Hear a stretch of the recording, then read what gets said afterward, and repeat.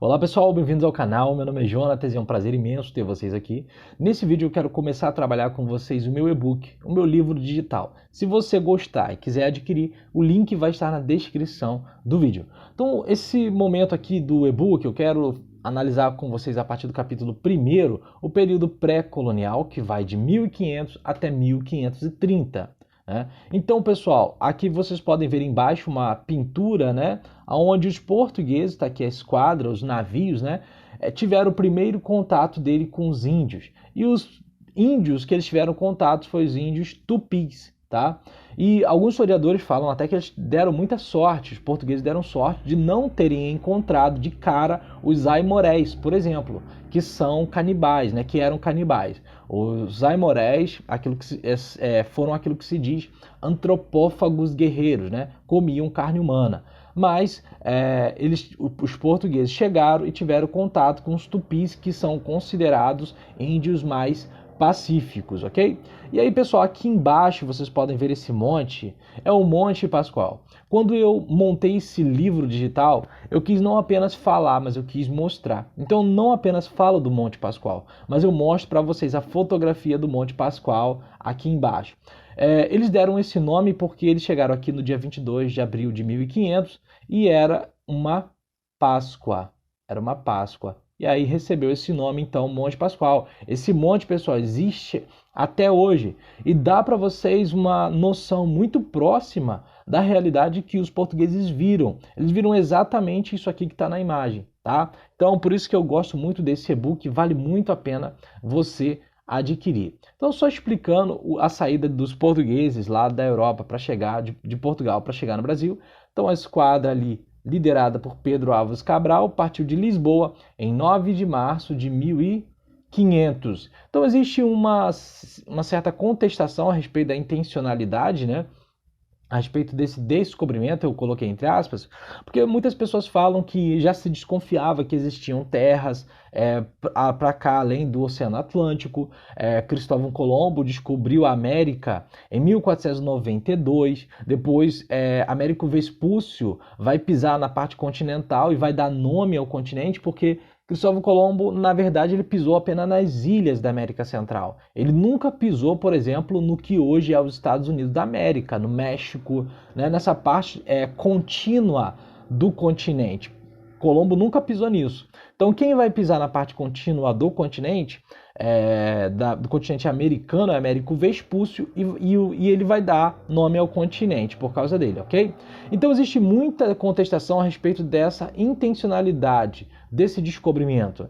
E aí, pessoal, a gente tem que guardar que a historiografia oficial diz que os portugueses descobriram o Brasil de forma acidental, pessoal. Foi um acidente. Tem muita gente que até hoje questiona se realmente foi um acidente, já que eles desconfiavam que existiam terras para cá. Mas para efeito de concurso público, vocês guardem isso. Segundo a historiografia oficial, o descobrimento do Brasil foi um acontecimento de forma acidental, onde os portugueses estariam tentando chegar a Índia, indo para a Índia, para Calicut na Índia, e para contornar o Cabo das Tormentas, no sul do continente africano, eles se afastaram muito da costa da África e atingiram acidentalmente o que hoje é o território do Brasil. Então eles chegaram ao litoral, na semana de Páscoa, no dia 22 de abril de 1500, por isso você tem o Monte Pascoal, o Monte Pascoal, coloquei aqui, está bem aqui no material. E atualmente fica ali próximo a Itamaraju, no estado da Bahia, cerca de 62 quilômetros de Porto Seguro. Então, no dia 23 de abril, houve um contato cordial com os índios tupiniquins, que são considerados mais pacíficos. Beleza, pessoal? E aí, então, a terra ela foi batizada de quê? De Ilha de Vera Cruz, onde foi realizada uma missa católica, a primeira missa em solo brasileiro, e uma cruz foi erguida. Então aqui embaixo vocês podem ver essa pintura, a primeira missa sendo realizada, os índios aqui, tem até uma pessoa aqui em cima numa árvore observando, É uma pintura que foi feita muitos séculos, muitos anos depois, tá? Tentando expressar esse momento. Então essa missa ela foi realizada pelo frade franciscano Frei Henrique Soares Coimbra. Pessoal, isso daqui, ó, é a ordem religiosa, tá? Desses padres, desse padre católico, tá? Desse frade. Então, ele era, ó, franciscano. Essa é a ordem religiosa. Eu digo isso porque já caiu um concurso público. A primeira ordem religiosa que veio para o Brasil foram os jesuítas. Errado, tá? A primeira ordem religiosa, guarde essa informação, foi com o frade franciscano Frei Henrique Soares Coimbra. Então, os franciscanos foram a primeira ordem religiosa que pisaram em solo brasileiro. Isso já derrubou meio mundo em concurso público. Tá? Então, um domingo na praia, na Coroa Vermelha, em Santa Cruz Cabralha, litoral sul da Bahia. Então, mostra aqui para vocês a pintura, como foi realizada a missa e o mapa, a localização. A gente tem aqui o estado, aqui a gente tem o estado da Bahia, né? Ali no Nordeste brasileiro, e aqui está a região de Cabralha, onde foi realizada a primeira missa. E eu até coloquei aqui também, pessoal, para vocês verem Cabralha, assim, pelo menos uma imagem que mostra um pouco de Cabralha, tá? Então, lá em Cabralha tem essa placa aqui, que diz, né, Santa Cruz Cabralha, o berço da civilização brasileira, né? Aqui que os portugueses, segundo acredita-se, tenham chegado de início e tido contato com os índios tupiniquins. E aí, pessoal, eu até coloquei aqui para vocês, né? Deixa eu só ajeitar aqui. A primeira ordem religiosa, então, que eu já falei, a vir para o território brasileiro, foram os franciscanos, né? Então, os jesuítas, por exemplo, só para vocês terem noção, somente vão chegar ao Brasil em 1549. Olha quanto tempo depois os jesuítas vão vir para o Brasil, né? Então, posteriormente, alterou-se o nome para Terra de Santa Cruz, por causa da missa realizada. Até que em 1503 deu-se à nova terra o nome de Brasil, e é Brasil até hoje. Nós vivemos na República Federativa do Brasil, né? E aí, pessoal, quando a gente estuda a história do Brasil, a gente tem a divisão em períodos. Então, o primeiro período da história do Brasil é chamado de período pré-colonial, que vai de 1500 até 1530, guarde isso. O período colonial vai de 1530 até 1822. O terceiro momento é o período imperial, que vai de 1822 até 1889. E aqui o período republicano, que vai de 1889 até os dias atuais, né? Então, essa divisão, lembrando a vocês que em 1808, a família real portuguesa teve que vir para o Brasil porque diante da ameaça de Napoleão Bonaparte em 1808, e o Brasil foi elevado à categoria de Reino Unido a Portugal e Algarves, tá? Então essa é a divisão da história do Brasil. Eu até coloquei aqui, pessoal, um trecho da carta de Pero Vaz Caminha, do momento em que eles têm um contato com os índios, com os indígenas, né? E aí ele faz o seguinte relato desse contato com os indígenas. A pele deles é parda, um pouco avermelhada. Tem rostos e narizes bem feitos. Andam nus, sem cobertura alguma. Nem se preocupam em cobrir ou deixar de cobrir suas vergonhas, mais do que se preocupam em mostrar o rosto. A esse respeito, são bastante inocentes. Ambos traziam o lábio inferior furado e metido nele um osso verdadeiro, de comprimento de uma mão travessa e da grossura de um fuso de algodão, fino na ponta como um furador. Os cabelos deles são lisos e os usavam cortados e raspados até cima das orelhas. E um deles trazia como uma cabeleira feita de penas amarelas que lhe cobria a cabeça até a nuca, né? Então essa aí o relato da experiência de Pedro Vaz, da carta, né, de Pero Vaz Caminha, o escrivão da esquadra de Pedro Álvares Cabral. E aí, pessoal, a gente tem aqui, nesse momento eu coloquei aqui, as expedições guarda-costas. Pessoal, antigamente as bancas, elas exigiam muita decoreba. Então você antigamente tinha que saber tudo isso, ó, etapas da colonização do Brasil. Primeiro momento, houve um desinteresse pelas novas terras, porque eles não encontraram metais preciosos. Os indígenas brasileiros não faziam comércio, não sabiam o valor de ouro, de prata, nem nada disso, né? Então, começaram a se realizar no Brasil as expedições exploradoras, né? Então nós tivemos as expedições guarda-costas e as expedições depois de exploração. Então antigamente as bancas exigiam que você decorasse cada um desses momentos. Só que hoje em dia as bancas requerem dos candidatos que vocês compreendam o processo histórico. Então aqui, olha, as expedições guarda-costas. Por que houveram essas expedições? Para proteger o litoral brasileiro, para impedir o contrabando, para impedir a invasão de outras nações europeias que já estavam de olho no Brasil, como os ingleses, como os franceses, tá? Então é por isso que nós tivemos as expedições guarda-costas. Então depois de 1500, muitos navios europeus passaram a navegar pelo litoral brasileiro, tá? E aí, principalmente navios franceses, ingleses, espanhóis e holandeses. Quem mais ameaçou o Brasil do período colonial, pessoal, foram os franceses, tá? Isso já caiu em concurso público. Quem mais ameaçou? Eles saqueavam portos, então essa galera ameaçou muito o Brasil, esses quatro. Em especial, os ingleses. Então, para policiar o nosso litoral e evitar o comércio de pau-brasil, os portugueses organizaram expedições guarda-costas, simples assim. E depois, pessoal, foram feitas aí diversas expedições exploratórias, né, com o intuito de adentrar no território, fazer um mapeamento do território para saber o que de fato, qual era a extensão, tamanhos, recursos minerais naturais que eles poderiam encontrar.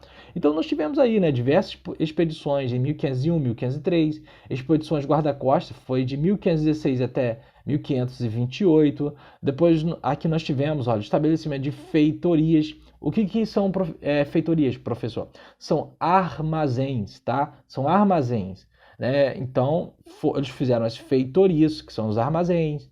E aí chega lá em 1530, vai ser organizada uma nova esquadra liderada ali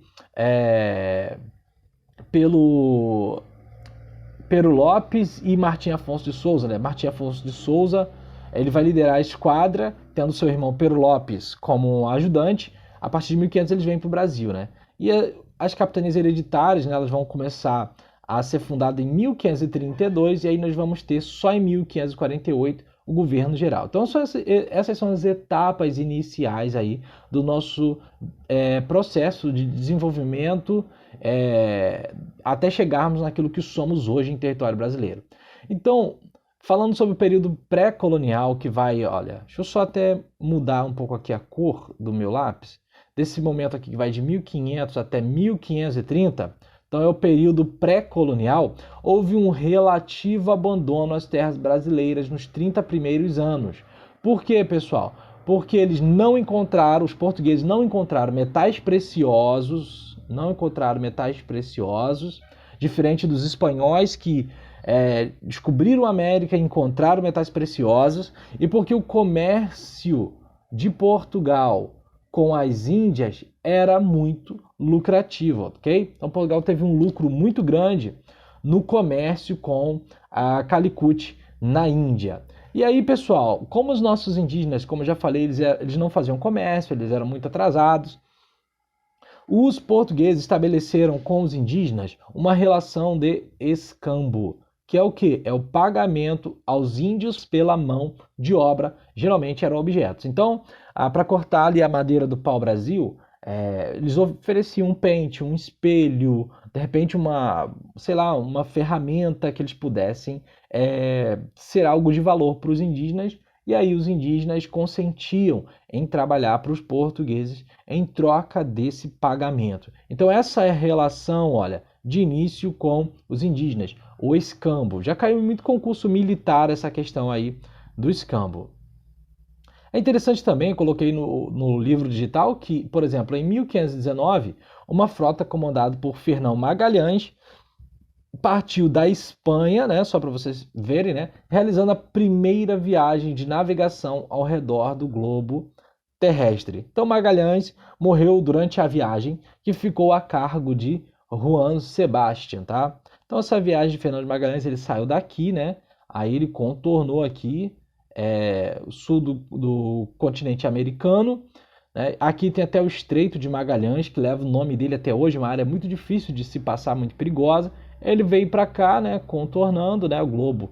Ele é uma circunferência, ele saiu bem aqui, Fernão de Magalhães, então ele morreu e Juan Sebastião deu continuidade ao trabalho dele. Então ele veio para cá, circundou tudo, passou aqui pelo sul do continente africano e chegou de volta à Espanha. Então essa é a viagem de Fernão de Magalhães, tá? E aí nós temos aqui, pessoal, olha, a expedição exploradora, que eu já falei com vocês. O que ela buscava? Guarde isso, não esqueça isso de forma alguma para sua prova, você tem que saber. Buscava o reconhecimento e o mapeamento do território, tá? E ficavam limitadas muito mais ao litoral, porque era muito difícil adentrar. Não existia maquinário, não existia trator, era um território totalmente inóspito, os índios também nem todos eram pacíficos, então era muito mosquito, né? O Brasil, né, é um território assim, muito difícil de se entrar. Pessoal, tenta entrar hoje, eu estou gravando esse vídeo aqui em 2022, tenta entrar hoje numa mata fechada. Tenta entrar agora, né? Não digo agora necessariamente, mas tenta entrar numa mata fechada para você ver como é que é difícil. Então, é por isso que eles ficaram mais limitados ao litoral. E aí, pessoal, nós tivemos também as expedições guarda-costas, que eu já falei com vocês também. Então, você tem que guardar essas informações. Buscavam defender a terra de investidas de outras nações. Como eu falei, especialmente os franceses, tá? Especialmente os franceses, além de outras nações como os ingleses e os holandeses. Então, os franceses foram os que mais ameaçaram o domínio português no Brasil. Pessoal, historicamente, os franceses eles são treteiros, tá? Eles sempre se metem em confusão onde eles não foram chamados, tá? Então, eles têm essa questão histórica. Feitorias eu também já expliquei para vocês que são armazéns, não é isso? A primeira feitoria foi criada em Cabo Frio, no estado do Rio de Janeiro. Então eu moro aqui no estado do Rio de Janeiro, né? Já fui várias vezes a Cabo Frio. As feitorias tiveram uma gigantesca importância para a garantia, guarde isso, ó, da soberania portuguesa no território brasileiro. Perdão. Tendo em vista o princípio do direito, guarde isso, princípio do direito romano de posse chamado uti possidet. Pessoal, por isso que eu coloquei essas coisas aqui de vermelho no material. Uti possidet. Atenta comigo. Existia esse princípio do direito romano chamado uti possidet, que era tipo um uso capião. Vou escrever aqui, ó, uma espécie de uso capião para ajudar vocês a decorarem isso aqui, a guardarem essa informação. Um uso capião. O uti possidet dizia o seguinte: não basta apenas você descobrir um território, você tem que usá-lo. Então a posse do território é de quem usa, a posse do território é de quem ocupa. Se Portugal estabelece feitorias, armazéns, garante o princípio do direito romano de posse chamado uti possidet. Então tem muita gente que fala, não, o pau-brasil era uma madeira extremamente valorizada na Europa. Pessoal, tinha um certo valor, mas esse negócio de dizer que o pau-brasil era extremamente valorizado na Europa é um pouco conversa fiada. Por quê? O principal, pessoal, é o efeito dessa feitoria para armazenar o pau-brasil e depois esse pau-brasil ser exportado para a Europa. Porque com as feitorias, Portugal atende o princípio internacional do direito romano, que é o uti possidet. Já caiu muito em prova o uti possidet. Então estou explicando aqui muito claro, né? Então até eu coloquei aqui embaixo, olha, uti possidet, a posse é de quem usa, a posse é de quem ocupa. Então escambo, como eu já falei anteriormente, eram trocas rudimentares feitas com os indígenas. Pelo esforço da mão de obra, os portugueses pagavam os indígenas com presentes, etc. Então, de início, a mão de obra no Brasil, para efeito de concurso de história, ela era assalariada. Por quê? Não era de graça que os indígenas trabalhavam e nem eram forçados aqui no primeiro momento. Eles faziam em troca por meio dessa relação de escambo, tá? Então, pessoal, ainda coloquei aqui mais uma informação. O pau-brasil, olha, não foi ciclo econômico. tá? Se algum professor falou isso para você, tá errado, ok? O pau-brasil não foi ciclo econômico. O primeiro ciclo econômico do Brasil vai ser o açúcar. Açúcar. O pau-brasil, pessoal, ele está atrelado ao Utipocidete, tá? Utipocidete. Então, o pau-brasil não foi ciclo econômico. Então, a árvore de pau-brasil, né, que os índios chamavam de Ibirapitinga, né, foi declarada monopólio real, estanco, né, ou seja, de propriedade do governo do Reino Português, realizando o extrativismo aí do pau-brasil, né, tirando a madeira daqui e levando para a Europa. Então, esse extrativismo, também guarde essa informação, não fixou o homem à terra, pois à medida que acabava a madeira, mudava-se para outra área. Né? Aquela questão da devastação. Então, pessoal, pode cair uma questão de concurso, como já caiu, dizendo assim, não, o extrativismo fixou o homem à terra. Não, não fixou, porque à medida que a madeira acabava, eles iam para outra região, fazer ali a exploração. E aí, pessoal, vou deixar o capítulo 2 para vocês verem aí na próxima videoaula. Espero que vocês tenham gostado aí. Se quiser, o e-book, todo esse material aqui vai estar no link na descrição do vídeo. Até um próximo vídeo. Valeu!